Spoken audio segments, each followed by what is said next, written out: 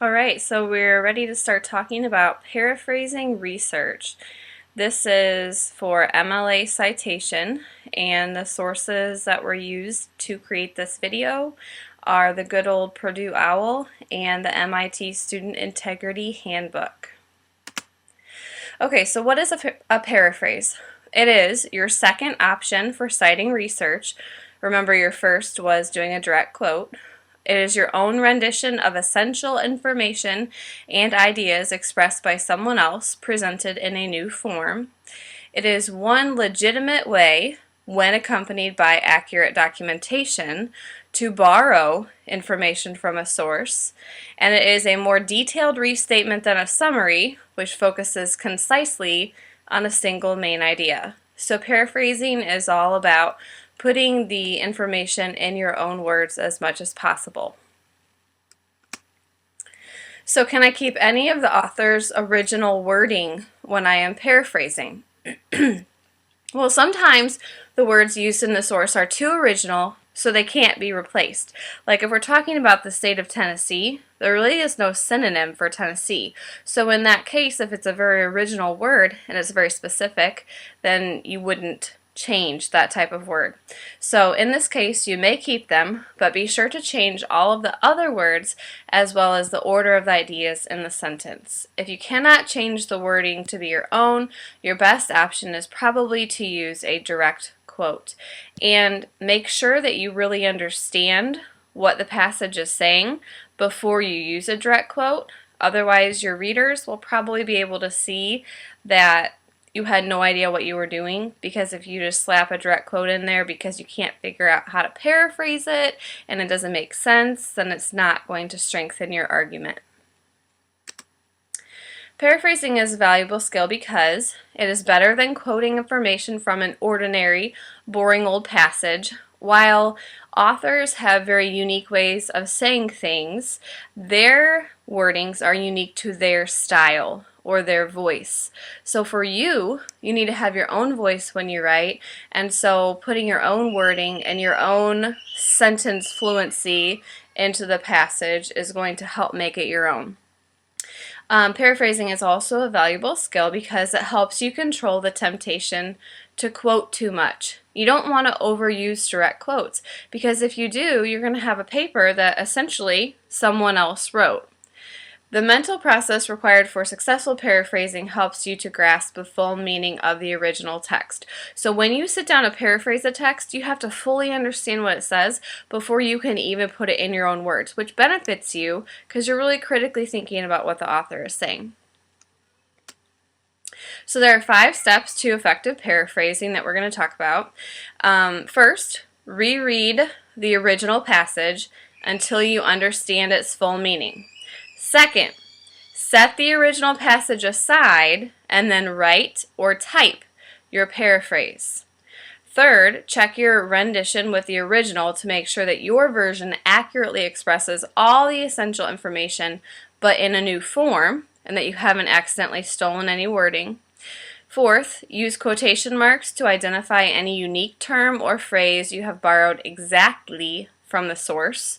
So if there's a phrase like, "if looks could kill," and you choose to still use that part but you paraphrase everything else, then "if looks could kill" would remain in quotation marks. Make sure, fifth, to include an in-text citation directly following the paraphrase material. Even though it's mostly in your own wording, it's still not your own idea, and you can plagiarize and steal ideas, which is bad, so that's why you need to have an internal citation still. Okay, so in-text citations, they're also known as internal citations or parenthetical citations, as we've already discussed. And an in-text citation is required for all paraphrased research. It should contain the author's last name and page number. If there's no page number, once again, leave it out. Don't make one up. If there's no author, again, use a shortened version of the title, probably in quotation marks if it's a shortened version of an article title. If you're shortening the entire website name, then you're going to italicize it. Okay, so what we're going to do is I'm just going to show you what it looks like to paraphrase a source, okay? So we have this text from Huffington Post Weird News, and the title is Two-Headed Calf Born in Morocco. Okay, so if we look at the passage here, it says, are two heads really better than one? For farmers in Morocco, the answer is probably yes, since the recent birth of a two-headed calf has brought an influx of visitors to the rural village of Safro. Apparently, the calf did not want to miss out on New Year's and was born on December 30th, my birthday, just in time to ring in 2014. Farmer owners named the calf Sana Saida, which means Happy New Year in Arabic, in honor of the holiday. Okay, so the first thing that we need to do is really think about what this passage means. It's talking about we're in Morocco. There was a two-headed calf born, which has brought more people to the village, and it was born on December 30th, just before 2014, and the farmer owners named this calf a version of Happy New Year in Arabic. So now that I think I have an idea of what the passage is about, I'm going to go to my Microsoft Word, and you can type out your notes, or you can handwrite them, whatever is easiest for you. So I'm just going to start typing, and I'm going to say, in a strange turn of events, farmers in Morocco recently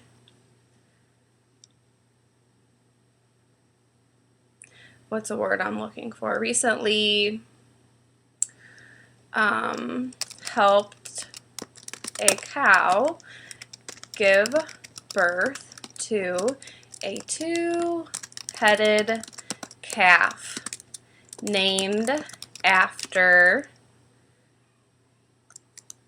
New Year's. Named after the New Year. Let's say that. Let's talk about named after the New Year, since it was born on December 30th. Okay, now, that's just a rough draft, okay? You don't have to get it perfect the first time. I'm not saying that's an amazing draft. Also, I think we might have spelled Morocco wrong. Yeah, two C's. Okay, so in a strange turn of events, farmers in Morocco recently helped a cow give birth to a two-headed calf named after the New Year, since it was born on December 30th. Now, we need to go back to our source. We need to double check that we did not steal anything. Okay, so going back here, in a strange turn of events, I know that's not in the passage, that's my own wording. Farmers in Morocco recently helped a cow give birth to a two-headed calf. Let's see. Farmers in Morocco, recent birth of a two-headed calf. Okay.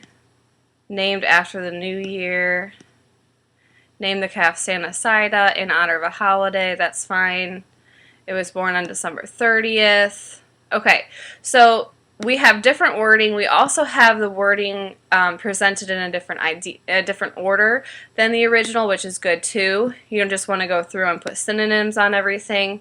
I'm thinking that because we did use the exact phrase two-headed calf, we're going to put quotes around that to make sure that we're not plagiarizing.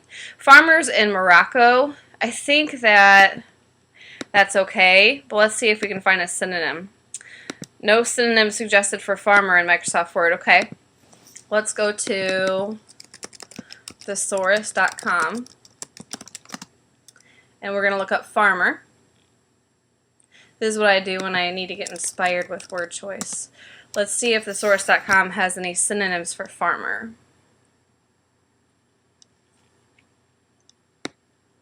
Person who produces crops, raises animals.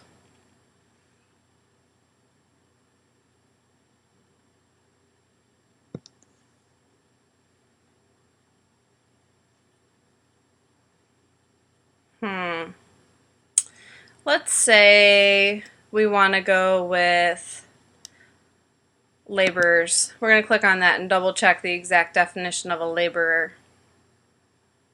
Laborer, worker. Okay.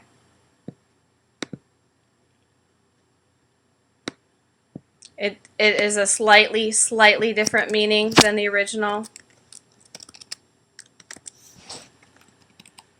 but it'll work. So now I feel better having used my own words rather than the same exact words from the text. So, in a strange turn of events, laborers in Morocco recently helped a cow give birth to a two-headed calf named after the new year since it was born on December 30th. Now, we're not done yet because we still need to go back to our source, and we have to have an internal citation, otherwise it's plagiarized, right? So, what we put in the internal citation is ideally the author's last name and the page number. So let's see. I'm looking for an author's last name.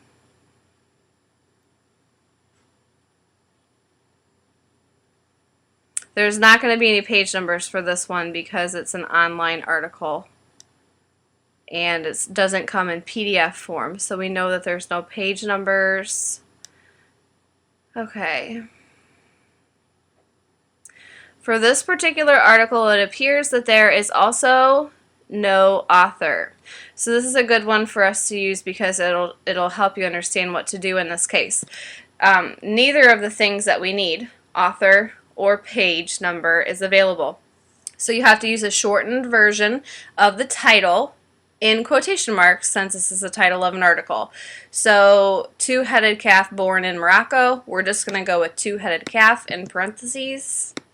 And then this would match what will be on our works cited page by the time we're done writing the paper. So that if someone wanted to find this source, they could look on the works cited page for further information to match the two-headed calf title, and it would lead them to that website. Okay, so that took quite a bit of time, which is why people frequently do not paraphrase correctly, because if you are going to do it right and not plagiarize, it's going to take time, okay? And like I said, this is a very rough draft. What I would do is I would keep a running list of all the things I want to paraphrase, and then when I go to put them in my essay or while I'm revising my essay, I would then perfect it and make it flow together once I have it in the body of the essay. Okay, but that in a nutshell is paraphrasing. So in class, we'll be working on paraphrasing some specific passages. That's all you need to know for now.